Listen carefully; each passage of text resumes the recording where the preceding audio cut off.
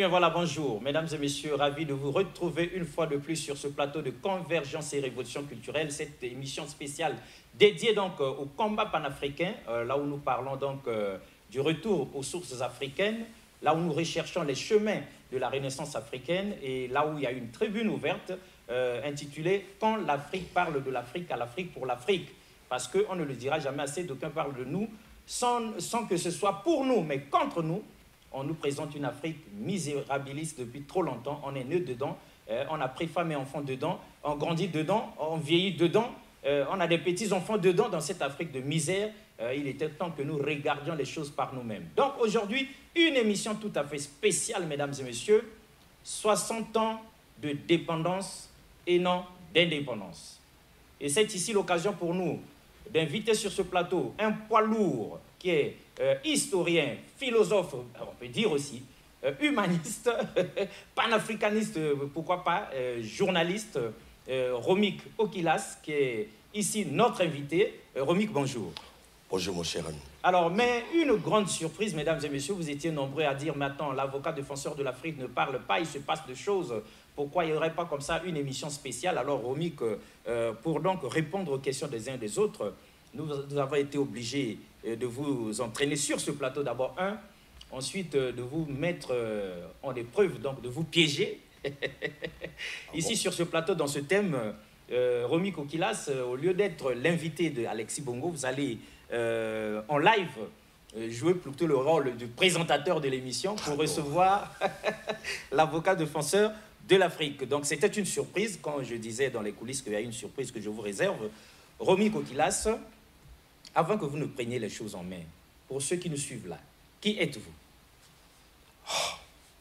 D'abord, il faut dire bonjour chers téléspectateurs et merci pour votre fidélité.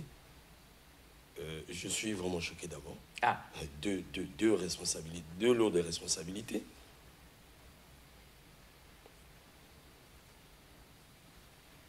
Vous comprenez mon émission? Je comprends votre émotion. Alors, menez votre émission et ensuite, c'est un test. Et ensuite, qui suis-je? Et c'est pas facile de parler de soi. Ah ça? C'est pas facile. Surtout que le moi est haïssable. Oui, c'est pas facile de parler de soi, le moi est haïssable. C'est l'autre qui découvre le moi. Très bien. Voilà. Nous vous avons découvert ici, dans Mag le Bazar. Vous savez que vous étiez déjà un vieux routier de la télévision dans Grande Vérité. Et donc, vous avez été sélectionné par Convergence et Révolution culturelle, sinon par l'avocat défenseur de l'Afrique, sachant que vous pourrez, même pris de court, même pris par surprise, donc mener cette équation et la résoudre de très belle manière. Alors, on vous laisse gérer les choses. On va, à la limite, co-animer, co-être invité. Sinon, on va décrypter les indépendances africaines, l'histoire de l'Afrique pour les nôtres. Puisqu'en tant que présentateur, nous n'avons pas toujours cette liberté-là de parler. Donc, faites votre devoir et nous allons essayer de faire le nôtre, mais sinon, nous serons complémentaires sur ce plateau pour le bonheur donc, des téléspectateurs pour essayer un tant soit peu de répondre à leurs questions. Romik Okilas. Merci bien, Alexis. Alors, de rien. Merci beaucoup d'abord pour cette occasion que tu me donnes. Hein. C'est pas donné, hein. C'est pas facile. Bon. Et merci aussi parce que c'est une thématique qui fait partie de mon cursus. Ah, voilà. ça tombe bien. Voilà, ça fait partie de mon cursus. Et ça touche même ma fibre. Hein, ma fibre. Alors, Alexis, moi, certainement, je veux te surprendre aussi. On va se tutoyer tout le long de cette émission. On se tutoie. En tout cas, pour que les téléspectateurs comprennent certaines choses, certaines réalités africaines, et portant sur l'indépendance surtout, ou les indépendances, qu'ils ont souvent ils ont souvent des brins lors de la célébration de ces indépendances. Nous allons donc creuser. Nous ne sommes pas des spécialistes, mais nous sommes des Africains. Nous essayons de faire. Donc, voilà, nous sommes des Africains. Nous sommes des Africains. Nous la vivons. Je n'attendrai pas un spécialiste, je ne sais en quoi. Moi, je suis africain. Africain. Et fier de l'être. Donc, nous parlons de nous-mêmes. De nous-mêmes. Merci beaucoup. Alors, je commencerai par toi-même, Alexis, qui a voulu me surprendre. Alors, voilà, moi aussi, je me pose la question de savoir, est-ce que tu sais que tu es révolutionnaire? On essaie de faire. Voilà. Tu es révolutionnaire alors que nous ne parlons... L'Afrique ne parle plus de révolution. Parce que lorsque je lis même tes thématiques, tes émissions, et la pensée que tu défends, le combat que tu défends, au regard des combats actuels, de la réalité actuelle, mais tu as tendance à révolutionner quelque chose qui apparemment semble ne plus être sur la sellette et qui est l'identité même africaine. Alors la question que j'aimerais vous poser, Alexis, honnêtement, qu'est-ce qui vous a inspiré ou qu'est-ce qui vous a poussé ou quel est le déclic pour que vous puissiez vous lancer dans ce champ de la lutte pour le panafricanisme et vous passez pour l'avocat défenseur de l'Afrique. Mais l'Afrique est vaste. Vous aurez pu créer un parti politique comme cela est à la mode. Pourquoi cette initiative aussi risquée? Oui, merci Romik. Autant tu as été surpris lorsque je t'invite sur ce plateau, et du coup je deviens ton invité. Autant je suis surpris que ça commence par moi, comme tu le sais très bien, le mois est haïssable et par respect pour nos téléspectateurs, on ne va pas exagérer sur la présentation, mais cette question est de grande importance. C'est une double question. La première partie, avoir pensé comme ça, convergence et révolution culturelle, il faudrait que nous rendions hommage à un très grand penseur, à quelqu'un qui a une forte intuition. C'est le général Norbert Dabira, qui sait détecter en chacun de nous, en chacun de ses collaborateurs, le nec le plus ultra qui est caché. La matière. Donc, le général, plusieurs fois, m'avait appelé, Alexis Bongo, il n'y a pas que homéostasie, la spiritualité des profondeurs. Je sais qu'il y a autre chose. Il y a autre chose qui est cachée. Il faudrait que tu creuses et me trouves ça. Donc, il faut une autre émission. Va réfléchir, amène-moi ça. Donc, je suis allé, j'ai dit, bon, peut-être que le chef a bu un verre de trop.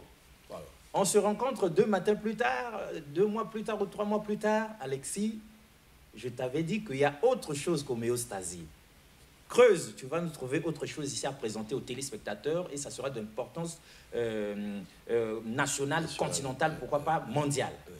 Je dis, 2 fois, c'est donc sérieux. Et là, avant de partir, le général de dire, c'est déjà 2 fois que je t'ai parlé. Alors fais attention qu'il n'y ait pas de 3e fois. Parce que la 3e fois, ça risque d'être une sanction.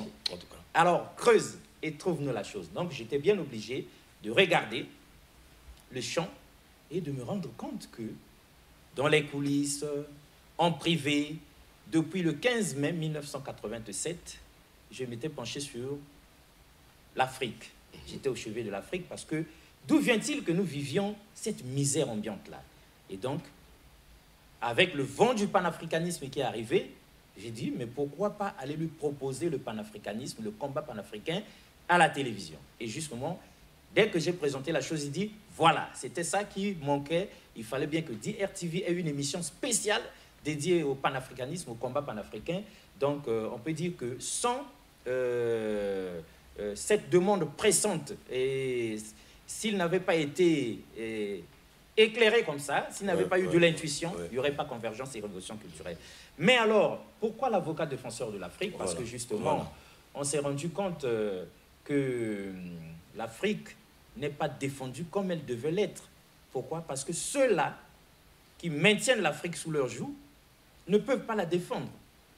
Ceux-là qui tirent les manettes, les ficelles dans le noir, ceux-là qui vivent aux dépens de l'Afrique, ne peuvent pas porter la voix de défense du continent. Alors j'ai dit, si nos États africains étaient encore esclaves de l'Occident impérialiste, ne peuvent pas se lever, les pouvoirs publics, les dirigeants ne peuvent pas se lever pour défendre le continent, alors c'est aux citoyens de le faire.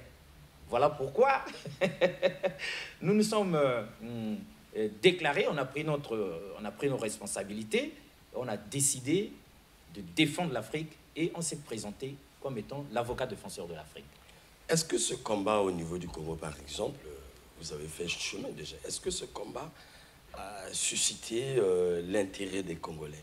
Est-ce que vous le sentez, vous le vivez autour de vous? D'abord, lorsque nous déclarons que nous sommes l'avocat défenseur de l'Afrique, les premiers à s'indigner, c'est les Congolais eux-mêmes. Ceux qui sont proches de nous, chacun de demander c'est quoi cette histoire d'avocat, vous êtes dans quel barreau là, vous relevez d'où, vous sortez de quelle école, quelles sont vos lettres de créance ou bien les diplômes et tout ça. Vous savez, l'Afrique souffre de diplômites, ça aussi il faudrait que nous puissions creuser ça. les gens pensent que c'est le diplôme qui fait l'intelligence. C'est ça. Or, Romy, vous le savez très bien. Tu le sais, mon frère, que le diplôme témoigne de quelque chose, mais un parcours ne rassure pas toujours quant au contenu, parce qu'il y en a qui sont bardés de diplômes, mais lorsqu'on creuse un peu, on trouve que c'est une tête vide. Et donc, ils ont protesté énergiquement au départ, mais avec, à la lumière de convergence et révolution culturelle, les thèmes et les thématiques soulevés donnent maintenant du crédit. Avec le recul, les gens se disent, mais finalement, c'est l'avocat défenseur de l'Afrique. Ah ouais. Et quelques mois après, au fil des émissions, les langues se sont déliées, les gens commencent à appeler l'avocat défenseur de l'Afrique. Mais il faudrait que je souligne de plusieurs traits le fait que, ailleurs, sous d'autres cieux, Afrique de l'Ouest et autres, les panafricanistes du monde, sont les premiers à avoir accepté sans discuter l'avocat défenseur de l'Afrique. Parce qu'ils gardent encore cette culture. Voilà, et donc ils appelaient notre avocat, l'avocat défenseur de l'Afrique, sans problème.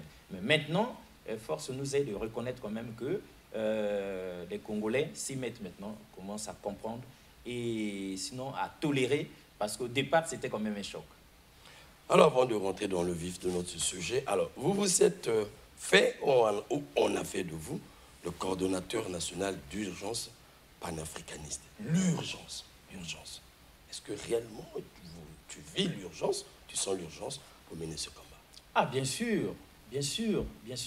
Ça, Romik, nous étions en Afrique ici, on a vécu une certaine époque, depuis les indépendances. Depuis que nos parents nous ont mis au monde, ils nous ont envoyés à l'école, on pensait que l'Afrique se portait bien. Oui. Ou encore, on s'était résigné, on acceptait, on trouvait que l'état misérable dans lequel se trouvait le continent était normal. Donc nous avions accepté tout ça. Mais aujourd'hui, comme quelqu'un l'avait dit, vous connaîtrez la vérité vous affranchira.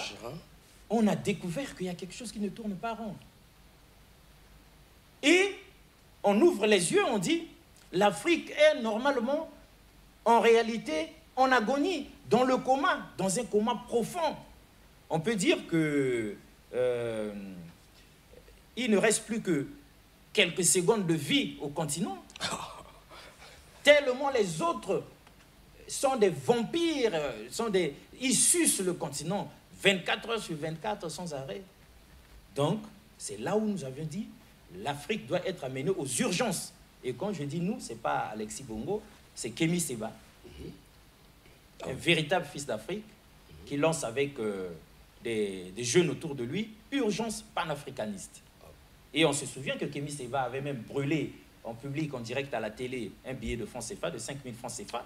Oui, ça a créé des vagues énormes, on reviendra peut-être sur ça. Naturellement. Et donc, lorsque le mouvement s'internationalise, comme a su le dire un jour le professeur Théophile Obenga, répondant à une autre autorité de ce pays, il dit, on ne comprend pas, c'est venu d'où cet esprit-là, qui fait bouillonner toute la jeunesse africaine, où on ne parle plus que panafricanisme. Voilà. Il dit, à notre époque, nous n'étions que 2 ou 3 en train de nous battre. Mais aujourd'hui, c'est toute l'Afrique, toute la jeunesse africaine qui est debout. Regardez au Mali, regardez au Ghana, regardez au Sénégal, en Afrique du Sud, partout. En Libye. Partout. Donc, l'Afrique est emmenée aux urgences par les jeunes pour que nous puissions décrypter, faire un diagnostic et pourquoi pas trouver le remède idoine.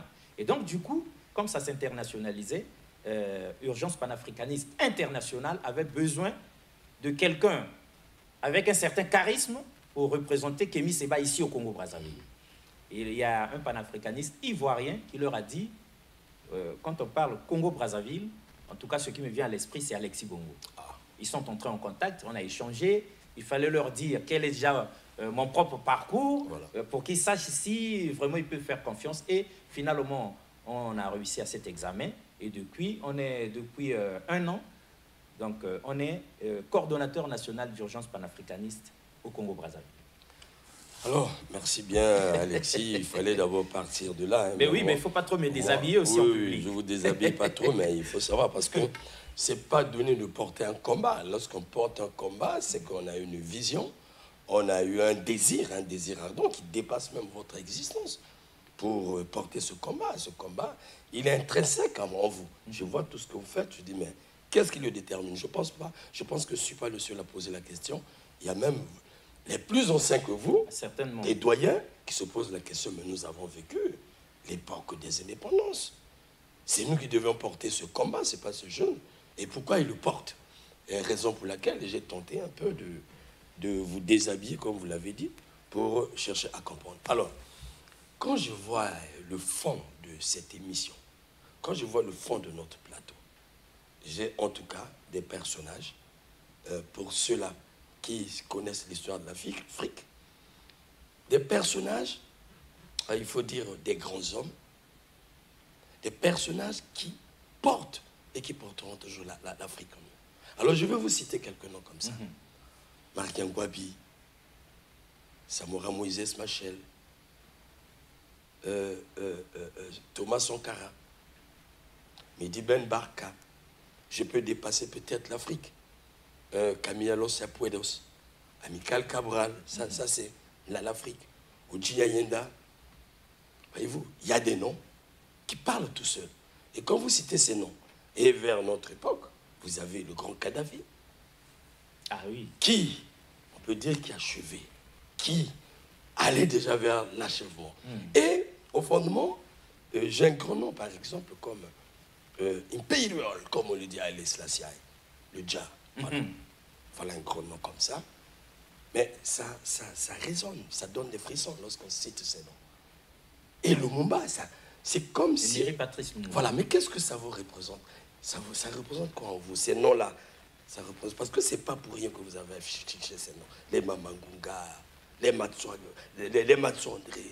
les Kikimbangu. Voilà, des gens qui ont existé, qui sont partis, qui ont travaillé pour l'Afrique.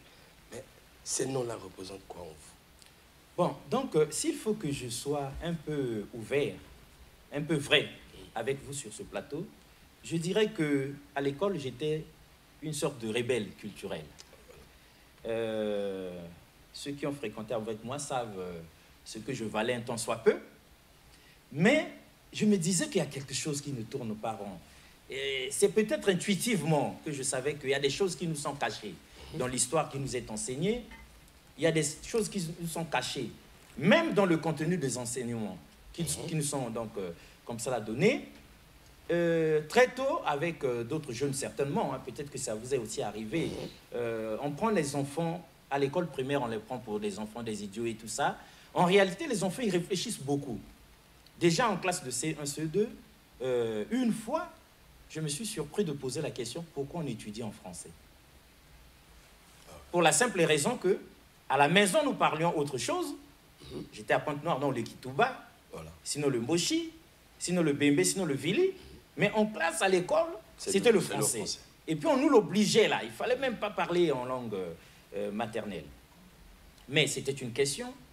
Il n'y a jamais eu de réponse. Je n'avais pas osé la poser à l'enseignant qui était là devant moi. Donc aujourd'hui, les yeux sont ouverts. Nous savons maintenant d'où c'est venu. Donc nous savions depuis longtemps, et nombreux sont ces Africains qui aujourd'hui sont des panafricanistes, qui ont dû par intuition comprendre qu'il y a quelque chose qui ne tournait pas rond. Il y a quelque chose qui ne tournait pas rond. Et c'est ça qui avait fait de nous un véritable rebelle culturel. Alors, donc, lorsque, au fur et à mesure, on croise les noms, les écrits d'Aimé Césaire, alors là, on se dit, mais voilà, il y a quelque chose qui bouillonne en nous, là. C'est ça que nous cherchions. Et vous la vérité, sentez une connexion. Oui, une connexion comme pas possible. L'histoire de Mairie Patrice Lumumba, on a vécu Thomas Sankara. Voilà. On se dit, voilà, il y a quelque chose qu'on ne nous a pas enseigné à l'école.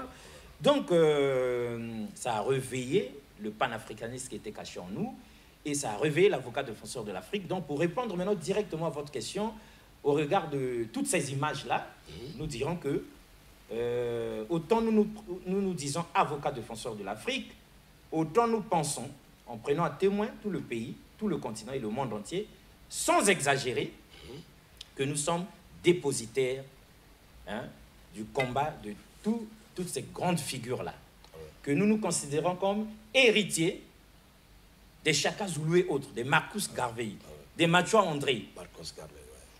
Nous sommes sur ce plateau leurs héritiers, Et nous pensons que être avocat défenseur de l'Afrique, c'est aujourd'hui brandir le flambeau de la vérité qu'on avait à l'époque étouffé ou bien essayé d'éteindre en les embastillant, en les assassinant, et en les vilipendant, et en les sortant même de l'histoire. Parce que Théophile Obenga dit, déplore aujourd'hui que l'Afrique se retrouve à transmettre à ses enfants et petits-enfants une histoire sans nom. Qui n'est pas la leur, en tout cas. Qui n'est pas la leur, parce que, prenons le cas du Congo par exemple, l'homme du Sud va s'interdire de transmettre à ses enfants le nom de Fulbert Yulu, Voilà. Alphonse Massamba Deba. Maintenant, quelle histoire vous transmettez à votre enfant sans nom? Parce que ces noms-là s'imposent. L'homme du Sud va s'interdire de transmettre à ses enfants une histoire ayant le nom de Marie Ngouabi, de Yombi Opango, de Denis Sassou Nguesso. Maintenant, alors, quelle histoire vous transmettez de Lissouba? Quelle histoire vous transmettez à vos enfants en écartant ces grandes figures? Donc, l'avocat défenseur de l'Afrique vient aujourd'hui pour corriger tout ça, un temps soit peu, avec l'aide de Urgence panafricaniste, avec l'aide de tous les panafricanistes qui sont dans beaucoup d'autres, avec l'aide de Romy Kokilas, parce que vous n'êtes pas là par hasard, pour que nous puissions reprendre ce flambeau de belle manière, continuer la course et alors jusqu'au triomphe final. Alors là, vraiment, vous m'avez mis dans le bain et je sens l'adrénaline monter déjà et vous avez touché le problème. Alors, Alexis, je crois qu'à la fin, toi et moi, on fera ça, on ne sait pas. Bon, je connais le sens. Alors, vous avez touché un problème réel et lorsque vous citez Théophile Obenga, son rappel. Et il faut dire que, personnellement, j'ai été moulé par le monsieur. Voilà, j'ai été moulé, je lui dois mon intelligence. Voilà, il m'a touché, il a touché mon intellect. Alors, c'est lui qui donne le goût souvent de l'Afrique, c'est lui qui désenvoûte les Africains. C'est lui qui vous emmène à vous recommunier avec votre propre identité. Et là encore, voilà. Heureusement, parce qu'on a eu une longue, il a eu une longue vie. Voilà, sinon, s'il avait déjà quitté cette terre depuis 15, 20, 30 ans. On vous écoute. Heureusement. Alors, la question de l'indépendance. Voilà une question la fameuse question. Voilà une question aussi épineuse, chers téléspectateurs. Déjà, ceux qui ont vécu cette période, c'est déjà il faut dire la vieille génération. C'est la vieille génération.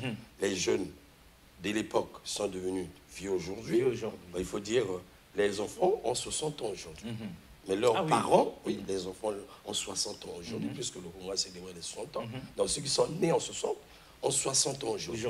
Et lorsqu'on s'imagine l'âge d'une personne physique qui a 60 ans, c'est déjà une personne vraiment mature, très mature. Exactement. Et avoir maintenant ses parents, ses géniteurs, c'est des vieux. Des vieux. Voilà, donc, déjà l'atterrissage, nombreux ne sont plus en vie. Voilà. Et aujourd'hui, nous lançons le débat pour interroger, pour convoquer, pour scruter de fond en comble la question du Congo, la question de l'indépendance. Et lorsque je vous ai entendu une fois, d'abord sur la toile, et je vous ai écouté une fois, permettez-moi de révéler certaines choses, vous étiez en ligne avec un média ouest-africain. Voilà, vous étiez en ligne, c'était une émission.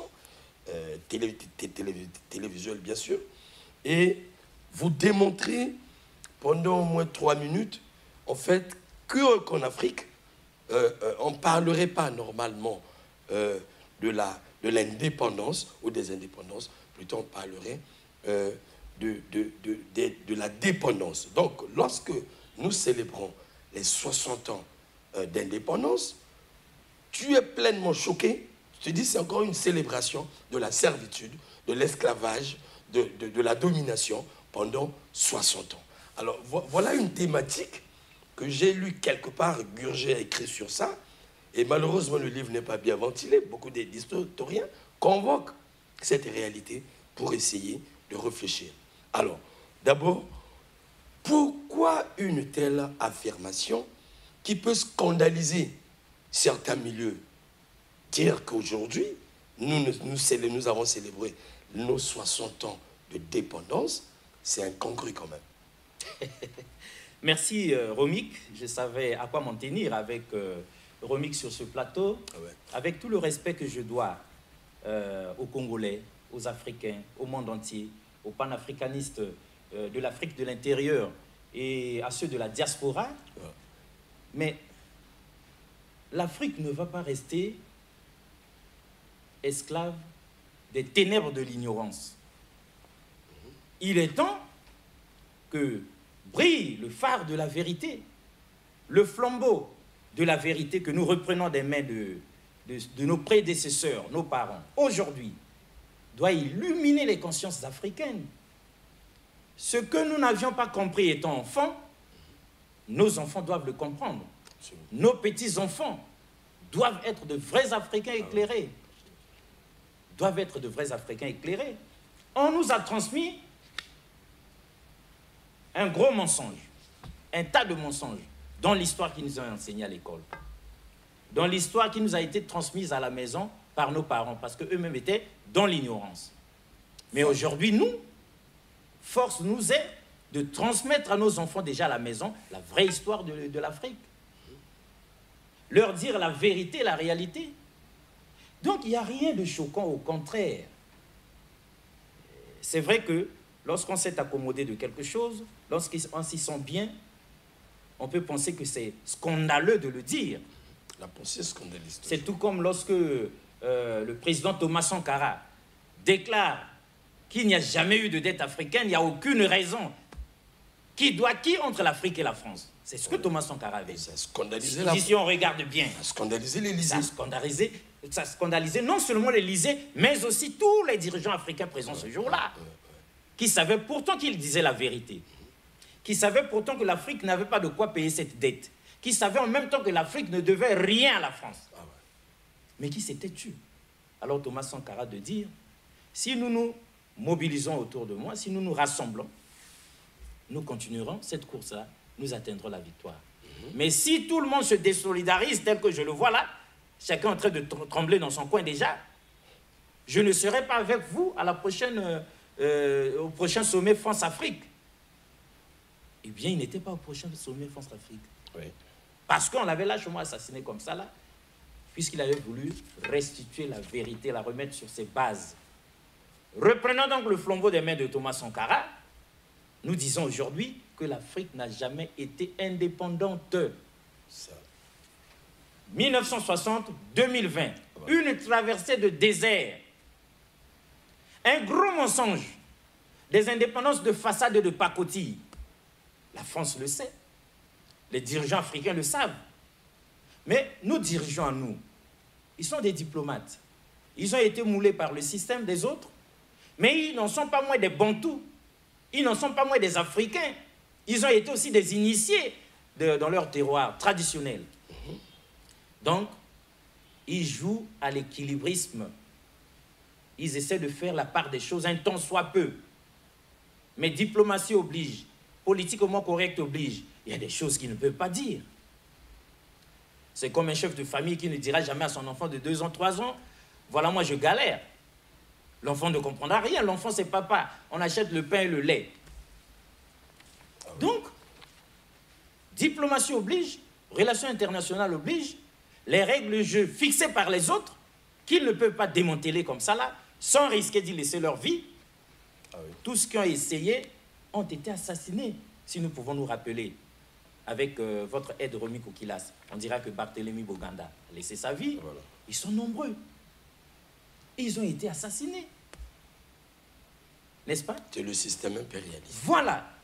Maintenant, les dirigeants africains, il fallait à la fois, ayant compris les choses, évoluer avec l'Occident impérialiste, évoluer avec son propre pays, son propre continent, chercher à faire la part des choses pour ne pas être assassiné, justement.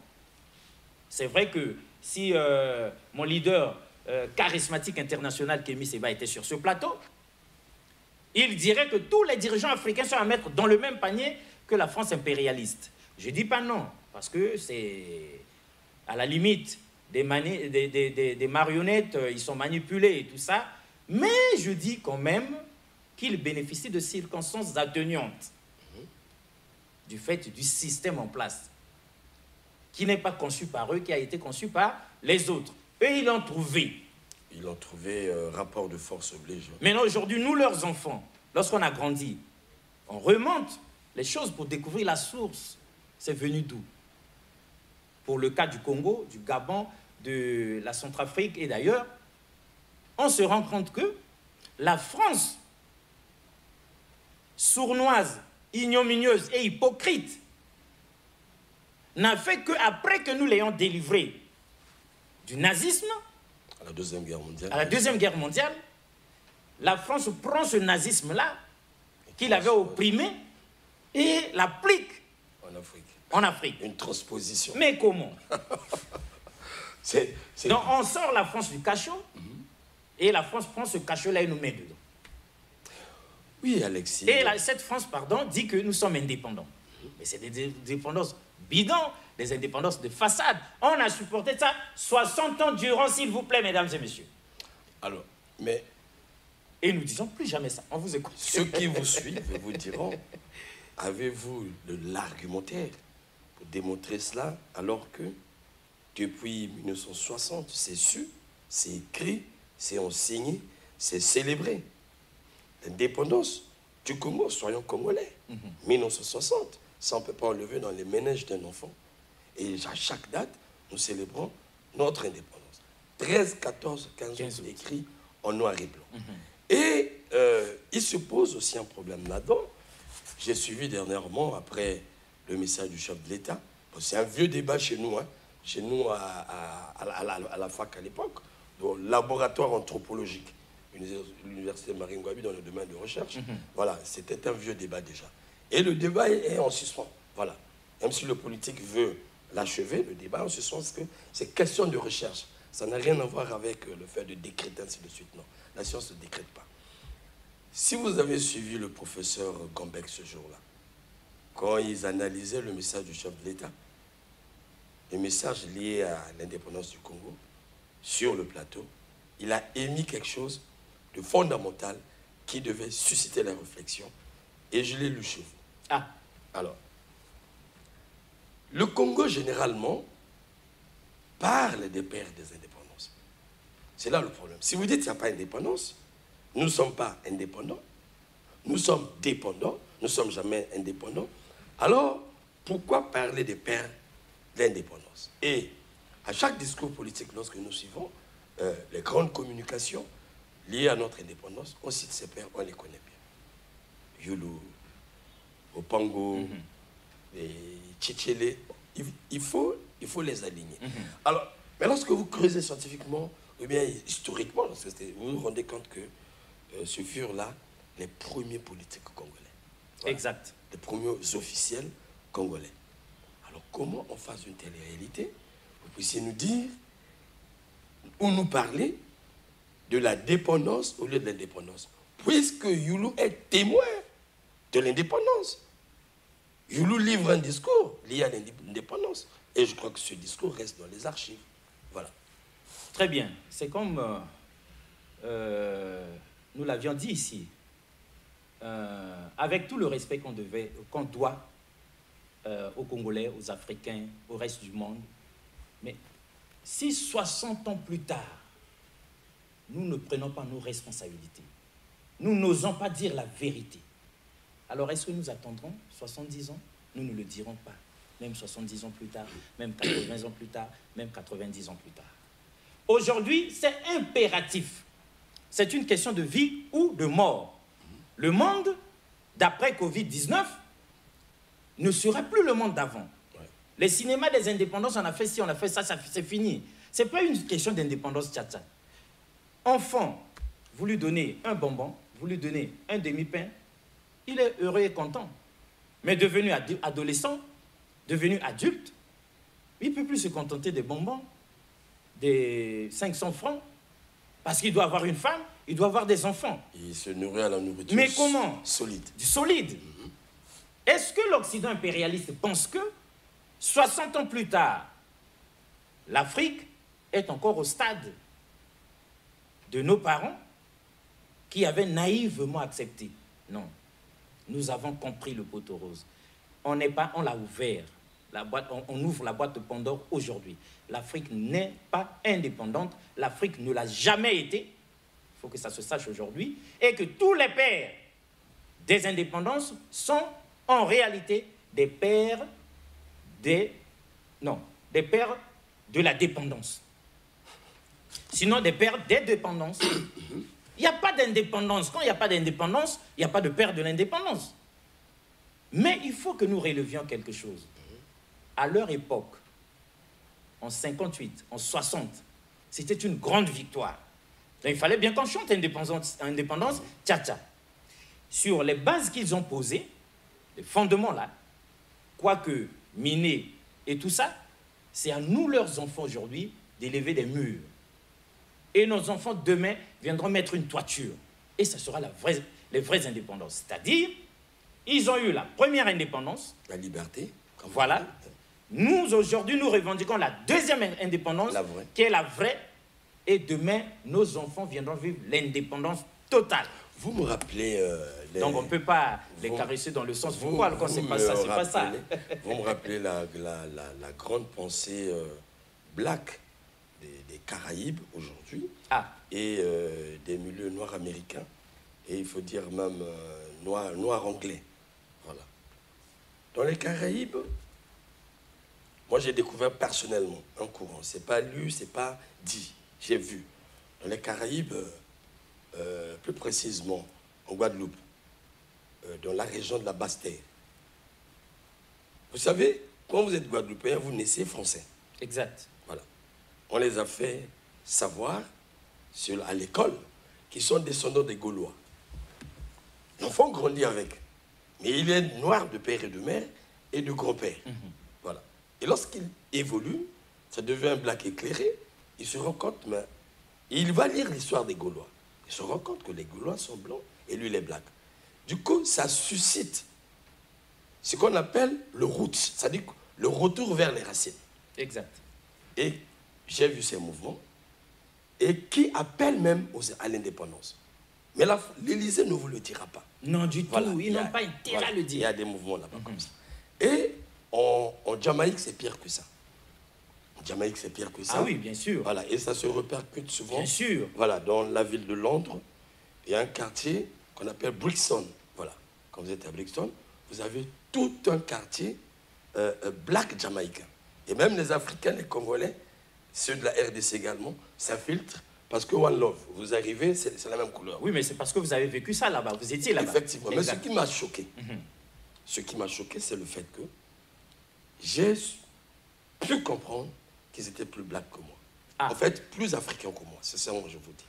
Alors, la preuve, chers téléspectateurs, au moment où, je crois à quelques semaines de la célébration, je crois bien, de la fête des Halloween, voilà, la fête du diable, machin, tout. J'ai vu un défilé, un carnaval s'emmener, ça je le dis, hein, les gens habillés en vert blanc avec des tam-tams. Là-bas. Là-bas, j'étais choqué, c'est des blacks, avec des jupes, des ceintures, tam-tam, fanfare. Super. Et vous voyez, c'est une réalité que j'ai vécue. Mais c'est quoi, ça suscite ma curiosité. Dans les rues, partageons cette culture, forcément. Et quand je m'approche, devant moi, je vois la photo d'Haïlé Selassie, au milieu. À gauche, la photo de Marcos Garvey. De l'autre côté, matricule 22. Ça, je le dis. Super. Là, vous êtes à Londres. Je suis à Londres. Et j'ai suivi donc le groupe, pensant que c'était les miens. Oui, parce évidemment. que j'ai vu quelque chose là. Mais c'était les vôtres. C'est mon identité. Je me suis dit, c'est des Congolais. Voilà. Parce que je vois Matsua, Matsua, la photo de Matsua, c'est écrit en bas, 22. Je les suis jusqu'à la fin, au finish. Je suis venu les trouver dans un garden, vous savez, dans un jardin. Ils mangeaient, écoute bien, ils mangeaient, ça va vous faire rire, ils mangeaient le maïs brûlé, voilà, le vrai maïs brûlé, et ils le mangeaient comme ça. Mais ça c'est quel genre de... Malheureusement, lorsque j'échange en français, ils n'ont pas compris. J'ai compris que c'était un peuple, et on m'a dit c'est des Jamaïcains. Et donc, il fallait que je m'adapte à la langue. Et quand j'ai scruté, je suis allé étudier ce phénomène, on m'a dit, mais nous sommes des Africains. Nous avons été déportés. Mais nous n'avons pas notre identité. On ne sait pas qui nous sommes. Toi, au moins, tu es africain. Quand je te pose la question, tu viens d'où? Tu me dis, I'm from Africa. Tu vois? Et quand je te demande quel est ton pays, Tu précises le pays. Mais moi, il dit, mon grand-père est né ici, l'arrière du grand-père est ici, moi je suis né ici, mais je vois même le blanc me dit, il est d'Écosse, il est de là. Je ne comprends pas. Mais quelque part, on m'avait dit, je suis africain. Donc, emmène-moi en Afrique. Il me dit, emmène-moi en Afrique. Super. Moi, j'aimerais aller voir l'Afrique. Et j'ai compris beaucoup de choses. Et quand à matricule 22, ils m'ont dit clairement, celui-là, le Lion, pourquoi ils me le disent, le Lion. Ouais, il faut que je trouve cette parenthèse pour comprendre. Bien sûr, ça nous fait du bien de savoir que ce n'est pas qu'ici, c'est depuis là-bas aussi que les choses se disent. Il me présente Haïlé Selassie. Nous sommes Congolais. Généralement, nous ne pensons pas à Haïlé Selassie. Ah non, non. Et ils me font comprendre que ce fut l'empereur, le premier de l'Éthiopie, descendant de la reine de Saba.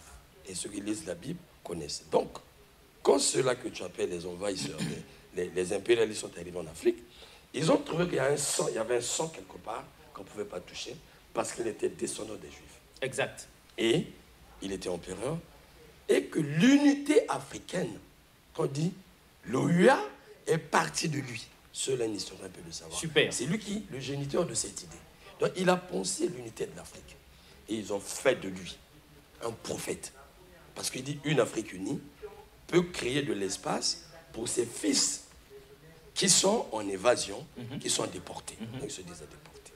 Quant à Mathieu André, ils ont dit, celui-là a résisté aux Blancs dans les milieux où nous avons été pris. Voilà. Clairement. Mathieu André. Celui-là a résisté aux Blancs. Il dit, s'ils étaient 1, 2, 3, 4, 5, nous ne serions pas venus ici. Les Jamaïcains m'ont dit, quant à celui-là, donc Mathieu André, c'est lui le premier qui a résisté à Babylone. Ils appellent Babylone. Babylone. Voilà. Ils ont dit, il a résisté à Babylone, là où nos anciens grands-parents ont été arrachés. Bob Marley dans Babylone System. Voilà. Donc, quand il dit Babylone System, il ne vend pas. Donc, le système babylonien, c'est le système du vampire. Voilà. Donc, il arrache. Donc, nous étions arrachés. Attendez, il parle là-bas de Mathieu André. Il parle là-bas. Vous êtes à Londres, hein, ça, c'est du vécu. Pas beaucoup bien voilà. à Kinkala. Attends, prochainement, tu feras une émission. D'accord. Je te mettrai en ligne avec eux par vidéo. Exact. Moi, ça m'a pleinement touché. Ça m'a pleinement touché. Je ne me suis pas reconnu. Je me suis senti coupable de ne pas réellement porter mon histoire. Et c'est un Haïtien qui me dit, attention, lui parlait mon français. Tel qu'ils t'ont parlé, s'ils découvrent que tu es Congolais, ils vont te faire la baston. Parce que pour ça, ils ne blaguent pas. Tu ne défends pas ton identité, franchement, ils te font la baston. Ah, ça. Je dis, ah bon, surtout les Noirs, ils te corrigent. Donc, tu sais, ça me un peu. C'est très bien ça. Voilà, et je me suis retiré, je suis allé, après ils m'ont cherché, bon, on a échangé, c'était des séminaires, ainsi de suite. Donc, Alexis, si j'évoque ces choses, c'est parce que je mesure la grandeur, la vastuité de ce combat que nous oublions souvent. Voyez-vous, ça c'était un miroir. Alors, l'indépendance. Aujourd'hui, si on vous pose la question, entre les résistants que ces derniers ont eu à mentionner et les pères de l'indépendance que nous citons aujourd'hui, quels sont réellement les pères de l'indépendance? C'est clair. Romik, là on ne discute même pas. Les résistants de chez nous sont les pères de l'indépendance, les pères des indépendances. Donc pour le cas du Congo, nous avons Mathieu André, Mabiala Manganga, Mamangunga et tout ça. C'est eux les vrais pères des indépendances africaines avec ceux qui ont lutté sous d'autres cieux, ceux qui ont résisté. On nous dit ça en 2 mois à l'école et puis on passe le pied joint. On ne dit pas autre chose pour que nous ne retrouvions pas la fierté qu'ils avaient, le courage qu'ils avaient, la force qu'ils avaient, pour qu'on façonne des intellectuels au service de la métropole, pour que jamais nous ne fassions un retour à notre propre histoire. Mais il y a un élément très important. Donc, ceux qui se disent pères des indépendances aujourd'hui, que ça s'arrête. Les vrais pères, c'est les résistants. Attendez, on va éclairer l'opinion. Moi, je le dis. J'ai suivi Gombec. Gombec l'explique tel que vous le dites. Il dit, pour être père d'indépendance, il faut avoir une pensée pour la libération de l'Afrique. Évidemment. Or, il dit ceux-là qu'on nous cite n'ont jamais eu de pensée. Ils ont été investis. Voilà. Cependant, être père de l'indépendance, il faut d'abord vivre dans le joug colonial. Bien sûr. Il faut être esclavagisé. Voilà. Il faut être dominé. Voilà. Et vous développez une pensée de résistance. De résistance. Contre quoi? Vous vous opposez, voilà. vous révoltez. Donc il dit, tous ceux qui sont opposés au système ou au régime colonial, voilà, ont eu pour objectif ou idéal l'indépendance. C'est clair. Donc c'est clair, net et précis.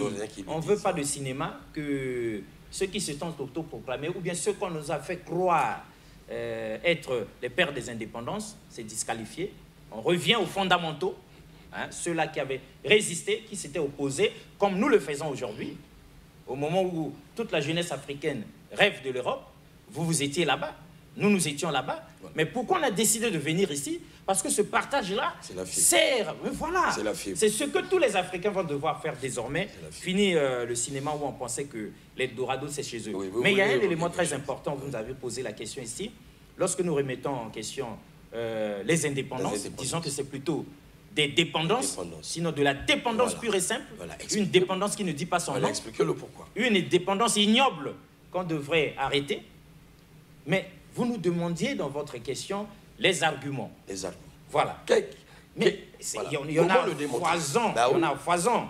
Romik, vous le savez très bien que pour le cas du Congo, pour le cas de 14 États africains colonisés par la France, nous utilisons le franc CFA. Le franc CFA, une monnaie. C'est une monnaie nazie, une monnaie d'esclavage qui nous maintient sous le joug de la France en particulier et de l'Occident impérialiste en général.